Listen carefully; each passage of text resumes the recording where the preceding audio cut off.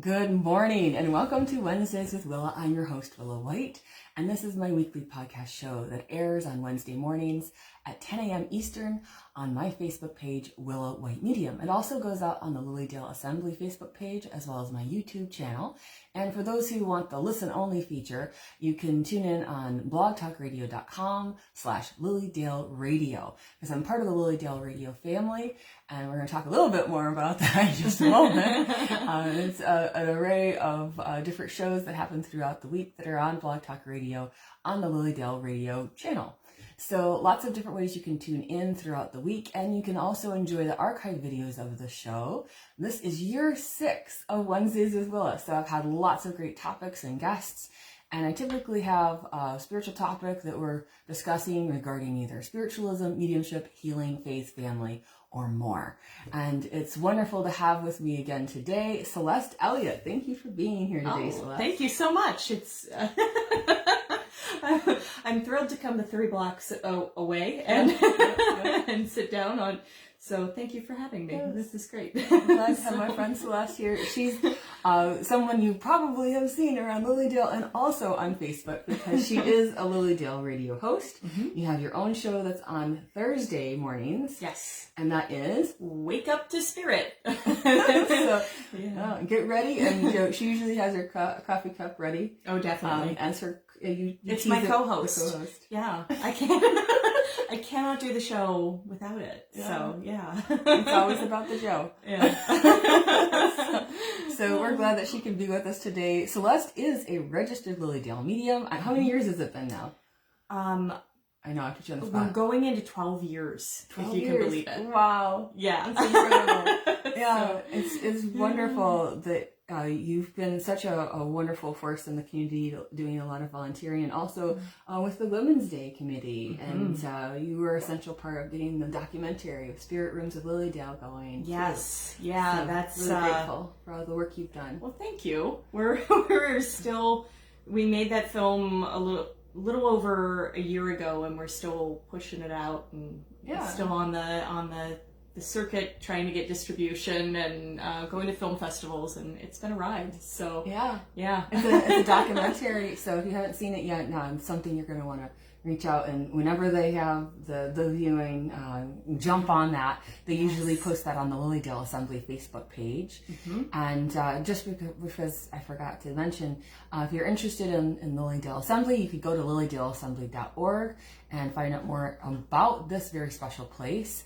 And the events that are going on in the off season, usually on Zoom, and then during the season, and the season won't start again until June 23rd of 2023. So there's nothing much to do here. It's kind of quiet in the off season, and if you want to have a reading with a medium, you're going to want to book an appointment in advance. Right. A lot of mediums, they go south, they go west, they go to warmer climates than New York State. Except for me, I try to drive further north into the snow, not on purpose. It just works out that way. She's been up in the north there. So, has snow tires will travel. There we go. And it's wonderful that you're able to spread the word of mediumship and Lilydale far and wide. And I want to say that if you look back at the archive videos of the show, I have had Celeste on before, and one of my favorite episodes is when we did young mediums. What it's like to be young mediums. Because you probably noticed we're on the young side. I say young, and even more so then, because even more so when we did that particular episode. Yeah. And so we're some of the youngest mediums that are here in Lilydale. Yeah. Most mediums don't come to this until a little bit later in life, where they maybe had other events, careers and children and marriages and all these kinds of things, and they're at that place where they're at retirement usually, and then they can focus on it and really dedicate time to being professional mediums. Yeah. But we have the benefit of growing up with mediumship and sitting early on and making that a focus in our lives. Yeah, a little bit different experience for us. So that was, we were blessed to have context at an early age. Yes. And both of our mothers are registered Lilydale mediums. Yep. And so, and we both registered before our moms. That's true. Which is really So it's incredible. Yeah, And there used to be 3 mother-daughter sets. Shirley Calkin-Smith and Stephanie Turchek, who are both now in spirit. Yes. You and your mom, and then me and my mom. So yeah, the mother-daughter duos, and so it's been fun through the years to see how that comes on board, and of course we welcome more young mediums to come into Lilydale. So keep that in mind if you're wanting to be a visiting medium or do workshops here. That it's not just for old people. Did I say that? It's really not. It's for all ages. At different points, you're going to ignite the soul. And today, we're going to be focusing on a wonderful topic called building your spiritual foundation. Yes. And Celeste and I we were able to really build that spiritual foundation from a young age. Yeah. And it's been able to help us in our own lives, sustain our life force, but also help us in our mediumship and help us in our own spiritual development. So I'm really excited to see where this conversation is going to go today. Yeah. Me too. I never know how it's going to unfold. Yeah, we sort of create these vague idea topics, and then just because we want opportunities to play together, and, and then we go from there. So basically, in a nutshell, that's what you're going to get, folks. Yeah. That works. I like it. And you did mention the Lilydale Assembly site, and I will say a whole bunch of classes for the winter just dropped yesterday. There you go. So it might be a great time to go and check out that calendar feature and see what's being offered when. Of course, there's events on the Facebook page as well. So winter's a wonderful time to be learning. It's a time of kind of introspection and hibernation, but it can also be an opportunity where you're maybe not rushing as much, and you can focus. But that's a great recommend. Yeah, this is what do the mediums do in the winter? We organize our houses because we don't have summers to ourselves. So we don't have the ability, the leisure time in that sense. So, I'm glad that life is seasonal in that regard. Yeah, I agree. Yeah, we can get cozy, and you have your real fireplace. I have my faux fireplace. We can sit around in our slippers and read books, and it's always the dream. Yeah. It is, and it usually happens once a year, right? Yeah, wait for that moment. It's not always the lunar eclipse. No, that happens. No. Or the blue moon. Yeah, exactly. Yeah. Well, let's move into the building your spiritual foundation and what that means to us. Well, I have to say, I feel in a lot of ways that's sort of an homage to John White, who used to talk about the spiritual foundation. Yes. And for him, no relation, by the way. John White is not my father. Sorry. I was good point. Yes. So he was a friend and colleague of ours, and Lilydale radio host, and he's now in spirit. But for him, it was always meditation. Yes. I think that's an incredible place to start. So I think that wherever we get our sort of backgrounds from, we build on that. That's where we get our sense of peace is the start of the foundation, and then we go from there. So. And that's an important component where we find our peace. Yeah.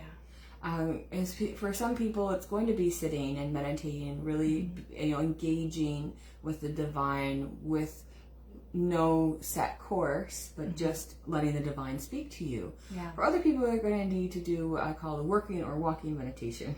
Oh yes. Which is where they're moving, they're grooving, they're having to occupy a portion of themselves. Even their busy brain in something like babysit for a while, so that they can then have some adult time with spirit is the way I would explain that. So that they can really have that connection with God and notice that their body and their mind and their souls, they're embodying prayer, that they are entering into that no matter what mundane tasks. I'm a mom, busy mom, so I when I wash the dishes, I might put some music on and just feel like I'm happy and I'm cleaning the world, as it were. Yeah. And there are just different mundane tasks that you can even put that kind of energy toward, so that there is a spiritual meaning behind. Yes. When you do these things. Yeah. I think I don't think this is where you intended to go, but by the way, I just shared it to the Lilydale page. Okay, so. thank you. I don't have to do that then. Sorry. You're so good. What a great fun. But I feel like what you set your intention with your spiritual practice is so incredibly important. And that's everything from before you go to bed, setting your intention that you're releasing the day. Yes. And a lot of people feel that that's when they can allow themselves to meditate. So if you have I want to lovingly refer to it as mom brain, even though I'm not a mom, like if you have that mind that's like your brain is knocking and going, you need to write down the following 10 things because this is what you need to do tomorrow. Well, okay, do it, and then allow yourself to release that. Yeah, there's an unwinding that has to happen. That process. Yes. Yeah. And also, what is your soul doing overnight? Are you saying your gratitudes before you go to bed? Are you saying, if my spirit is going to go out tonight and meet with my friends and my guides and my loved ones, and I get to remember that, I'm grateful for that. And I know, regardless of how busy I am, because the soul is busy at night too. We're always busy. Yeah. Then, I want to feel that rest when I wake up in the morning. I want to feel that I've gotten that restoration energy that I need overnight. And in setting that time aside to be restful, and you may even get a download in the middle of the night. That happens to me, where all of a sudden I'll wake up and it's like, boom, I just got a download. Yeah, that's what I'm supposed to do my lecture on. That this is what I need to do.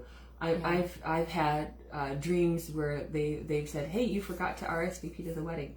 Like things like that. Yeah, the subconscious, and it'll knock at our brain if we need it. But it's a time of like you're saying, that restoration is so important.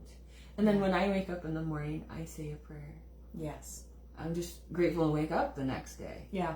And that I can feel that God's going to work in my life in amazing ways throughout the day. Work or play. Yeah, exactly. Well, back when I was in my early 30s and I was working, building my practice here in Lilydale with mediumship, and also working outside of the community, people would say, "Oh, how are you today?" "Oh, it's a good day. I'm happy to be on the right. I'm happy to be alive." And they look at me like, "Are you being really morbid right now?" And it's like, no, I'm genuinely grateful. Yeah. Like, just you can do that at any age, even your early 30s. So. Yes, yeah, and as mediums we see that.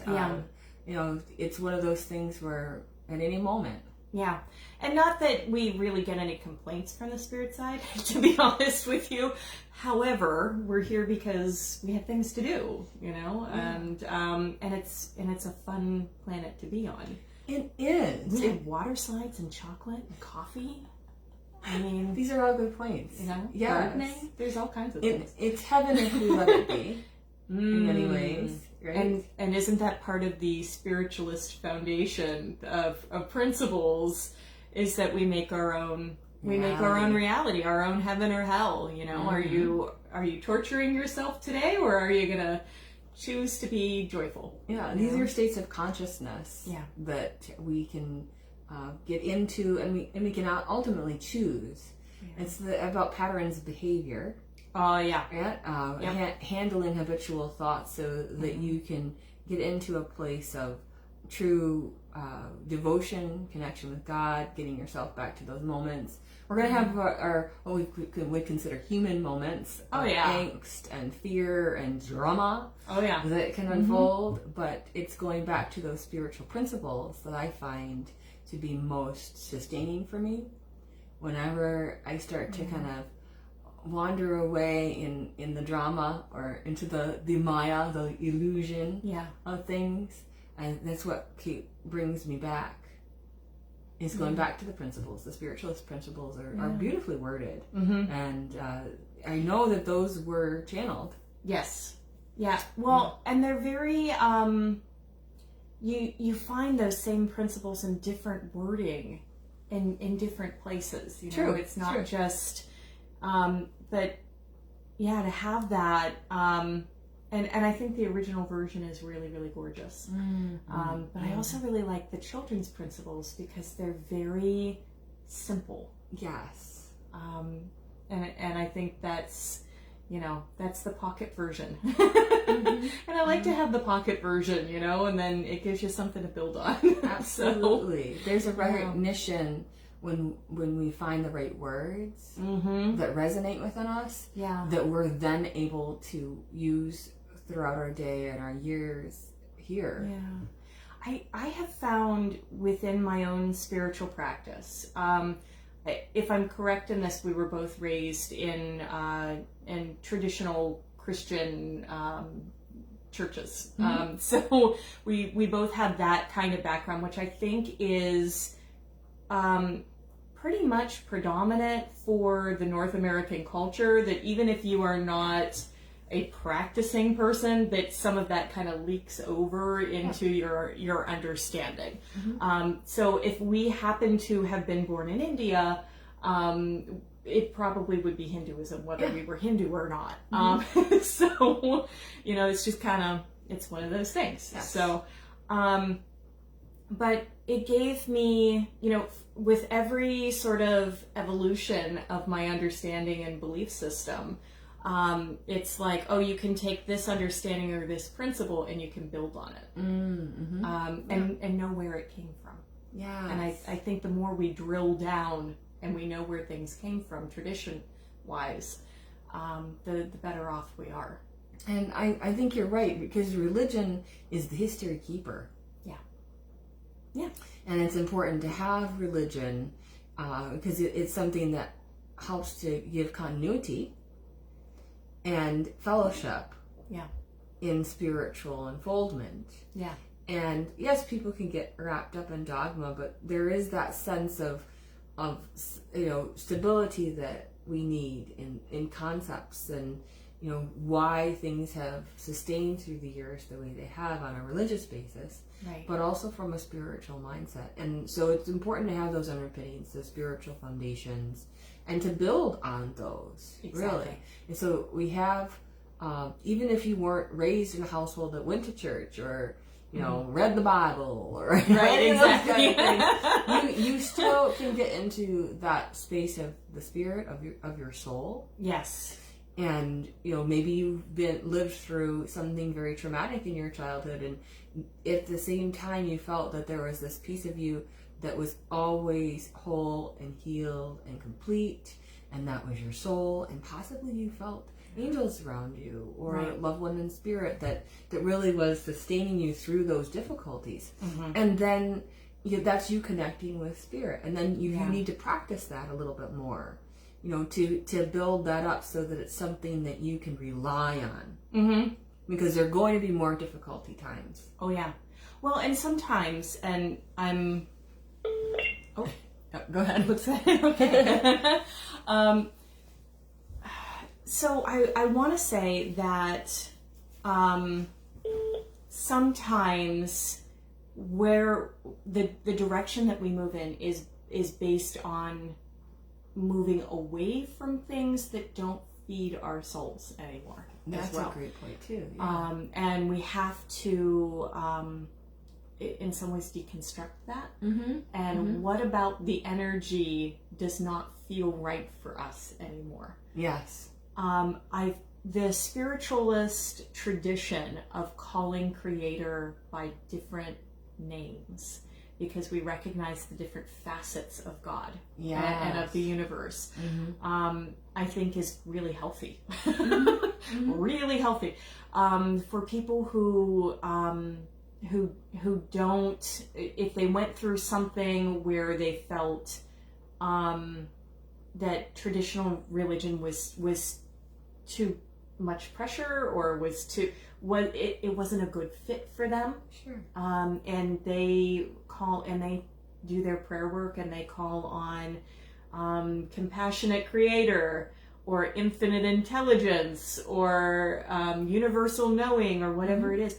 Sometimes that's what resonates with their soul in a way that is healing and empowering, and and so I like the option of that with people. Having those options, and seeing that it goes beyond the concepts of finite world that we have attached to something. Yeah. And infinite intelligence, what a vastness that conveys. Yeah. And intelligence, knowing that there's an infinite intelligence that doeth the work. Right. Exactly. So it kind of takes some of the pressure, it puts it into the hands of God, the bigger hands than ours, so that we can let some of those worries and fears and doubts and the other things that assail us, we can do our part, and the rest we can give to God. Exactly. Yeah. And all of our many, many, many helpers that are there for us, for our benefit. Yes. Yeah. And it's that hand in glove thing. So I always come on here and I think, don't use your hands. Put your hands, because I am a hand talker. So I'm like, we're not that formal here. Yeah, well, because we're close together, and I don't want you to. Well, I thought you were gonna bop me.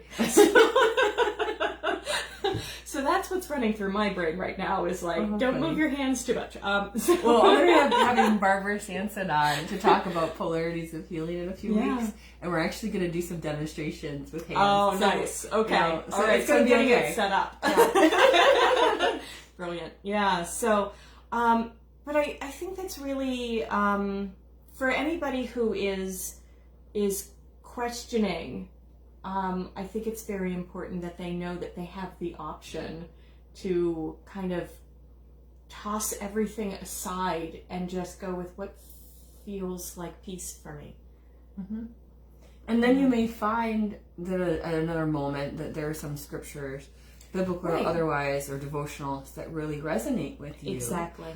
And that's where I have noticed that within my own spiritual practice that I need spiritual food, because I'm having to give out spiritual food to a high degree. Yes. So I have taken as much, if not more, to sustain myself and then other people. So reading devotionals, having a snippet or a phrase that sustains me through those times, through a day, that I can kind of go back and reflect on and kind of nibble at that thought and go, oh yes, that is what is helping me in these moments, to maybe release energy that I had associated with this in a negative way, move into a more positive mindset, keep myself into alignment with pure intention. Yeah. And so that helps. Yeah. It's for me, that it kind of is the thing that helps me throughout a day. Being, raising children and babies and not having enough time for things. Just being able to have a book and I would grab and just read one sentence. Yeah. That sometimes that's your lifeline. Right. And so, or sometimes watching the right kind of podcast or right kind of thing that actually will be uplifting is part of a spiritual foundation. Yeah. Or adding that music in while you're doing the dishes. That's or whatever it is that is uplifting. And I think sometimes people get into a place where because it's sort of sometimes an inertia thing, once you're headed in a certain direction, you kind of, the tendency is to kind of stay on that path. And we forget that it's like stay there as long as you need to, but like remember that it's not the only thing. True. Check in with yourself. Is this still feeding me? Am I still going in the right direction with this? Do I need to explore these different avenues? I don't know about you, but when I'm reading, I go through these sort of like I go through color phases. Like I can be all pink for a couple of years, usually because yes, you know, absolutely, yeah. I know exactly what you're talking about. Or all teal, or all whatever it like, is, and then becomes like your power color, right? Almost. Yeah, because that color resonates with you through that time in your life. And then I find, oh my gosh, I can do an entire load of lavender. Or I could do an entire load of, and it's fascinating, that resonance. But even with what I read, I'll go through, it's like spirit will kind of give me a nudge towards a particular energy or a particular topic. And then it's like, I notice it and I go, oh, that's interesting. And then I kind of finish up whatever I'm doing. And I get to a place where I'm ready, and Spirit's like, okay, great. Here's 3 more hints and a messenger pigeon. Why not? And then I'll just, I'll start jamming on that energy. And usually it's kind of a hit of universal energy as well. So I had kind of like 3 years where, in addition to studying other things, I had the topics of faith and grace very, very present within my research and in my mindset and what I was giving lectures on and it's like, that's the energy that Spirit was calling me to carry the banner for, but also integrate into my spiritual life and my practice. Beautiful. So much so that I named my car Grace, not the current one, the last one, because I got it after an accident. Where somebody squished my last car, which really I should have gotten rid of a long time before that, so that's fine. But but I loved it. So it became an accordion instead of a car. Yes, exactly. Which is, very hard to fit groceries in. But so but I named the next car Grace because we have a resident here in Lilydale that's a healer by the name of Tom Kratzley, and his very well-known phrase around these parts is, grace renders all mistakes temporary.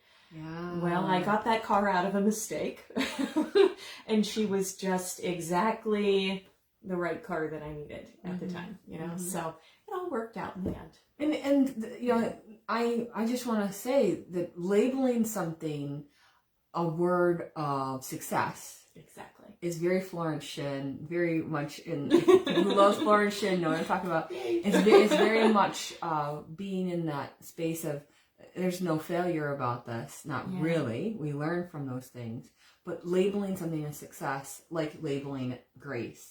Yeah. That you've been given grace. Yeah. Anyway, the grace to continue living. Yeah. All of those things, but it's grace also in terms of spiritual natural law. Grace is what helps you to transcend karma. Exactly. So when you feel karma heavy on your shoulders, you can call upon grace. Yeah. And so by surrounding yourself in a vehicle as you're traveling with grace, and you don't have to name your vehicle Grace unless you want to, but you can just kind of understand that you are surrounded by grace. Exactly. In whether you're in a vehicle or in a home or with your at work in a building, that you can be surrounded by grace too. I love that. I love it. Yeah. So, and I don't think I've ever told that story publicly before, by the way, so, because it's a little bit quirky, but I think it illustrates a point, so thank you for that. Yeah, thank you. The one before it was named Jeeves. Which is such a butler name, or a chauffeur name. Exactly, because no matter what, because I've had that car since college, since I was an undergrad, I could tap the dashboard and say, home Jeeves, and it always got me there, no matter how old it got. There's your chauffeur. So it worked out. I love that you were escorted home by. Exactly. It's kind of a nice spot to know that you, when you're driving your car or driving through life, that you do have the energy you can call upon, whether you feel you have the physical presence of a human being helping you or not. You can call upon an entity or thought form, a manifestation, and facet of God called grace. Yes. Or you can call upon Jeeves, you know, to chauffeur you through life, to be part of the guidance system that is there for you. It's just a playful way of looking at this, folks. Yeah, exactly. We take the work seriously, but I don't take myself seriously at all with this sort of thing. Like, it's better not to. You gotta have quirks. You gotta have some fun. So, yeah. I hear you on that one, for sure. And so part of building the spiritual foundation is being playful. I always underline that with my students in mediumship. Be playful with this, because the more you're playful about your life, when you look at it in that particular way of joyful play, sacred joy, then things are much easier for you to take when they go a little south. Well, and so you know how they've done sort of simple experiments, like I really love the water experiments. Dr. Emoto. Exactly. And they would put emotion behind, they would take tears and the different emotions behind them. Tears of joy, tears of pain, tears of sadness, tears of grief. And they would look at them under the microscope. And they crystallize differently. They sure do. You know? And it became really beautiful art.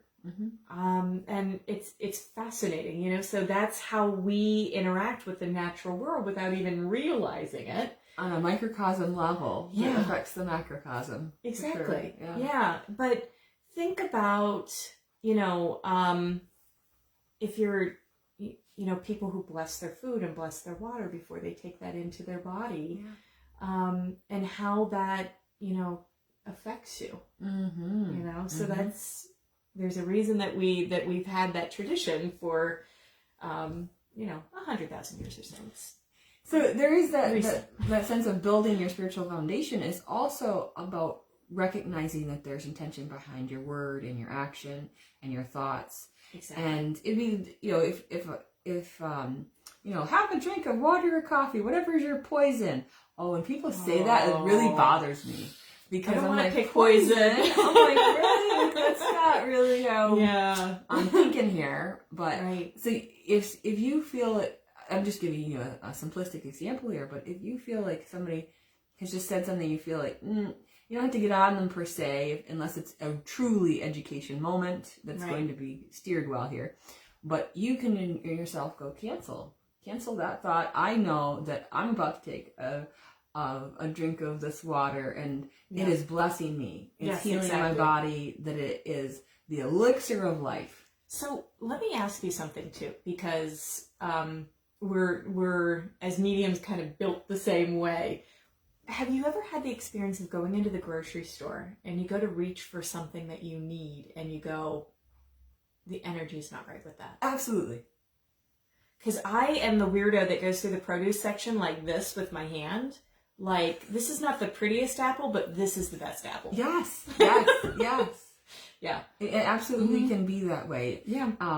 Sometimes it's the first one on there. Sometimes it's like, something tells you get the third one back. Yeah, exactly. And you're like, I don't know why. Yeah. This makes no difference. You're paying attention.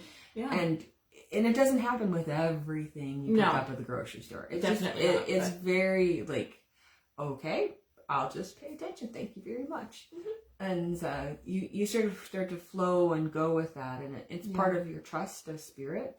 And when we say spirit, we mean like capital S spirit. Yes. I just want to donate not to designate that. Yeah, not loved ones in spirit, but creator, infinite intelligence. Spiritualists, we tend to go to say spirit, but that's a capital S. And so when we say spirit directed, that's what we're referring to.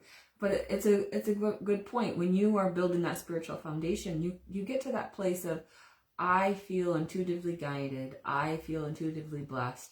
I know that I need to move in a particular way or say this in a particular way, so there's a blessing to myself and others. Exactly. And that's a huge part of building that spiritual foundation. It's definitely one of the pillars. Yeah. For me. Just got another. My brain went in 3 directions just now. Let's do it. Let's go all 3. Yes, but not at once. So number one, I think that if you set the intention for your home, we bless our houses. We bless the people that enter our houses. We want them to have peace, and we want them to have, healing and love and all the good things, the good things when they come into our home. And then when you set the intention that anything that you bring into your home is going to support that. Yes. There's like 3 natural laws behind that. But I think that, that's matching vibration, and to go back to the idea of like, watch your intentions with your words. Well, what has higher vibration? The positive emotions or the negative emotions? The silliness and the joyfulness, the playfulness within your relationship with Creator and your spirit team, or that seriousness, right? And there's a place for seriousness. There really, absolutely. Obviously, you can't be Pollyanna all the time. Exactly, you can't do that all the time. But I think the point you're really trying to make here and underline is that when you are living your life, you have a choice of how you're going to respond. Yeah. There's that knee-jerk reaction you might have. Of course, you're going to, we're not trying to invalidate anyone's feelings. Right. But as sensitives, we tend to get very triggered by things. And we have to watch that in ourselves so that we're not being hypersensitive in our dealings with ourselves and others. So you have to kind of watch that. There has to be the observer in you that says, okay, I realize I'm being triggered in this moment. Maybe it's because of something from the past, or maybe it's because, they really irked you. Right. Right? Yeah. Absolutely. But there is that essence we have to go back to in dealing with them as a soul, dealing with ourselves as a soul, and really keeping ourselves in that spiritual response. It takes so much discipline sometimes. And part of that spiritual foundation is discipline. Well, so when John talked about meditation as a spiritual foundation, right?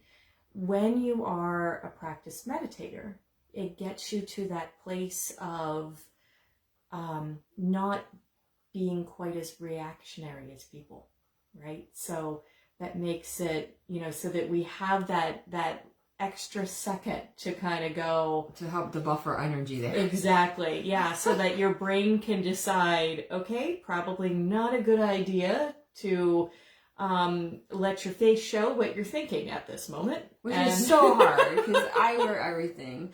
Same. It's just right there. Right, yeah. So, but we can get into that place of like, okay, my world is bigger than this moment. And, allow yourself to breathe through it. And it's like, because if you allow yourself to get into a panic mode, then you're gonna, it's inertia again. You're gonna keep in that direction. You can decide whether you want to die on that hill too. When Exactly. it comes to confrontations, when it comes to dealing with certain people, there are absolutely times to take a stand, and you have to make that decision within yourself, in your own higher guidance. But you have to decide whether you're going to die on the hill. It's a bit dramatic to say that, but sometimes it comes down to those kind of skirmishes and melees, and are you going to be in battle zone about this, or is this a time to give grace? Yeah, exactly. And that's the thing. I mean, relationships are very complicated, and with people coming up, with us coming up on the holidays. Because not everybody has great relationships with their family. It's a really good time to kind of take stock of yourself, see what is emotionally okay for you to do, see where setting boundaries is not a mean thing. It's so funny that you say that, because I'm thinking of this meme that someone sent me was make sure you talk politics at Thanksgiving this year, so you don't have to buy as many Christmas gifts. Oh my gosh. Which is like horrible, but kind of funny on one student. You know what shows up on my timeline every year around this time is the reminder, the post from So the Ram Dass quote, you think you're so enlightened, go spend a week with your family. Yeah. and I've said this before. I love my family. But my definition of a saint is not someone who goes and meditates in a cave and goes home. It's so easy to be alone and not have to deal with people. But it's the ones that have to go and live among people and find grace. Yeah, exactly. In those moments, that's my definition of a saint. Like, if you can somehow navigate that world. Exactly. And we're all working toward that to some extent, some more diligently than others. Well, that's always the thing, is especially as a spiritual practice, how do you be in the world but not necessarily of it? Yes. How do you find your peace and maintain that with all the chaos going on? Distractions. Yes. Yeah. And it doesn't matter how simplistic your life is. If you can have a super, super, super simplistic life, and feel that isolation, and then every interaction feels like a much bigger deal, because you live in isolation. So you become even more thin-skinned. Exactly. As a result. So isolation is not necessarily the answer. Right. I mean, that's for me as a sensitive. I just have to have buffers of time in my schedule that a little bit of, okay, that's the little slow down time for me. I've got to have this alone time. I've got to have those things. That's part of my spiritual foundation of knowing that I need solitude. It's not loneliness, but solitude with my own thoughts and with God, where I don't feel the impingement of other people's thoughts. Right. But to just live in a little bubble. Yeah. And you don't. There's a sadness to that. I think people found that out with the pandemic. Oh, sure they did. Sure did. And I think that. Because humans are social animals. We're designed to live in groups and interact with each other. And, I mean, even nuns and monks live together. Yes, usually. Yes, they do. Usually, and I like reading some of the books of how they handled building their spiritual foundation. I mean, these nuns and monks that had to be in the convents and in the priories. They had to really get into a place of reflection. Work with others, silence with God, the continual prayer, but there's to some degree a suffering that goes on in that, a suffering, a loneliness that can happen for some people that can be difficult for them to feel like they can transcend. And so I think it depends on a person. It depends on what phase of life they're in. Mm-hmm. Exactly. And what they need most. Sometimes when they crave the solitude, it's really not what they need. Right. And when they crave the society, it's not really what they need. It's kind of an interesting But you have to paradox. Go through that to discover, what is it? What is it that that actually gives me a sense of purpose, that actually gives me a sense of joy, that actually gives me a sense of peace. And that's, that's part of the human experience. Indeed it is. So it's okay. I know time's going very fast. Any other thoughts about building spiritual foundation? I just want to go back to a point really quick, because we talked about positivity versus false positivity. Right. And there really is a difference. Right. And you don't, it doesn't necessarily serve anybody to to play pretend all the time. Gosh, no. That's, recognizing that a situation is less than ideal does not mean that you are being unkind or you are being negative. Own it and do the best you can and move forward, because that's what it's about. Mm-hmm. Yeah. And sometimes it's a forgiveness of yourself and others that happens in those moments. Exactly. And as you're building your spiritual foundation, and I think we've talked about this before, not everybody's going to be building their spiritual foundation the same speed that you are. So some people, it's like, holy cow, they've erected their spiritual foundation, and it's like this, it's like as big as a castle. Yeah. And they, it just felt like it was effortless. It was raised overnight practically. Right. And for other people, it's like they're still working on the first few bricks. And we have to be conscious that there's a feeling of, well, am I missing out? Am I not doing this right? Oh, I thought I was laying down the right bricks at this right place, and now that whole section is collapsed.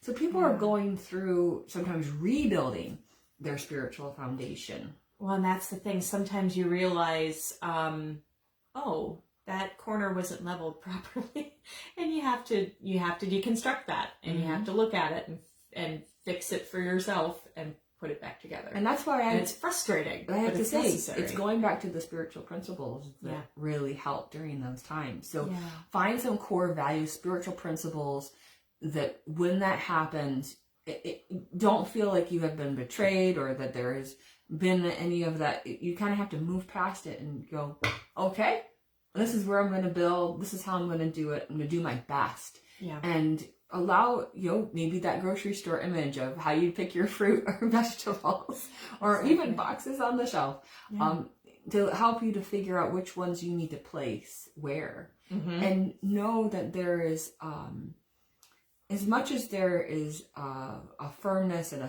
a solidity to a foundation, that you almost have to think of this on a virtual reality level, that of course you can add more blocks wherever you need them. It can be shored up, and in fact you can move your whole building to another location if you wish. Mm-hmm. And it's funny how that can happen, that all of a sudden you had to switch, but it was the right thing to do. Exactly. Yeah. So there's a lot to building a spiritual foundation. Yeah. And absolutely. We were blessed to have parents. My mom and my dad are just, well, you've seen them. They're on the show sometimes. So they've been wonderful people to help me to build my foundation. Yeah. And sometimes we have family, we have friends, or we have organizations or churches or places like Lilydale to come that we feel are helping us build our spiritual foundations. Yeah.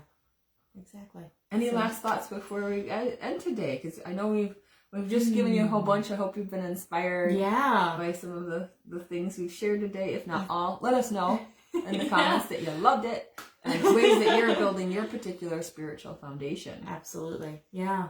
I think that's it. Find the meditation that works for you. Find the whatever feels joyful, the spiritual practice. And if that is, dancing around your room at 11:30 at night, with a pint of Haagen-Dazs, you go. You do you. And enjoy yourself, Excuse me. Except when you're coughing. but one of the things that I was thinking of... The talent to choke on air.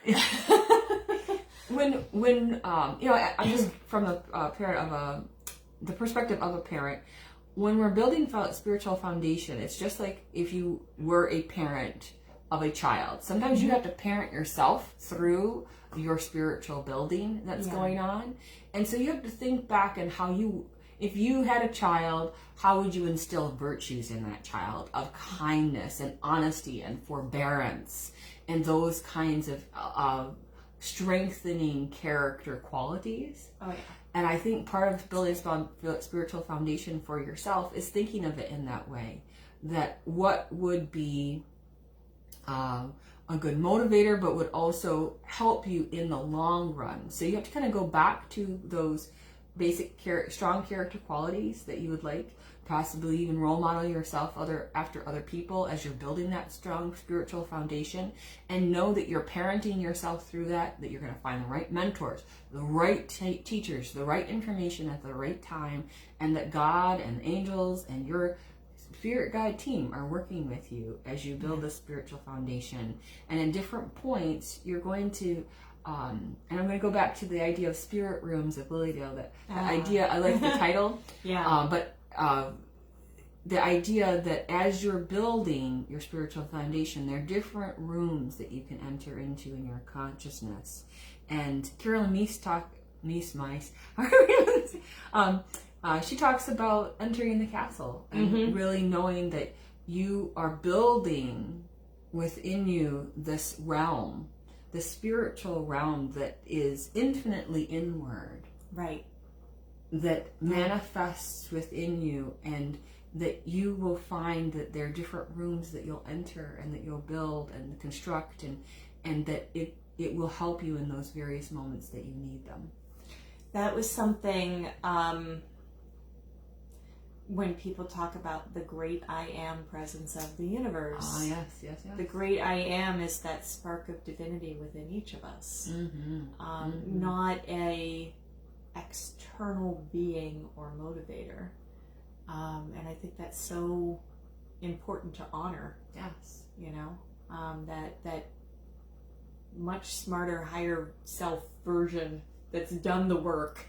Yeah, because we do have that inner manual that's there for each of us. Yeah. And so when every time it's Christmas or they do that certain song and they Emmanuel, I always think of manual, like internal manual. I love it. Manual inside. So you'll never hear that song again the same way now. Oh my but gosh. It's just like there's that inner manual that we need to get into, that mindset of the spiritual. So that we can have that strong spiritual foundation, we can live from that place. Yeah.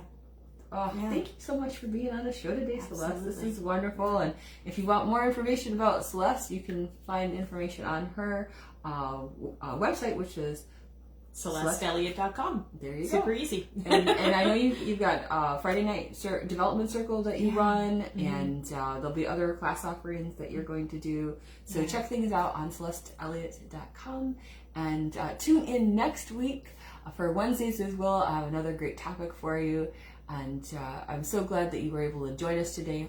Carry this inspiration as you build your spiritual foundation. All right, everyone. Bye-bye.